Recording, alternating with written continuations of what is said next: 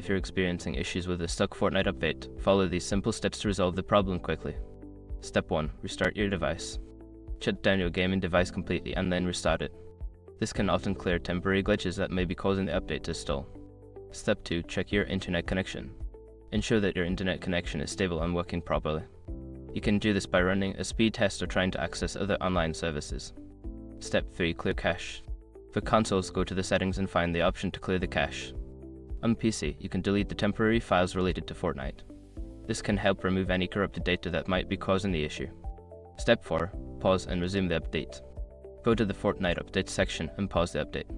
Wait a few moments, then resume it. This can sometimes kickstart the update process again. Step 5. Reinstall Fortnite. If all else fails, uninstall Fortnite and then reinstall it.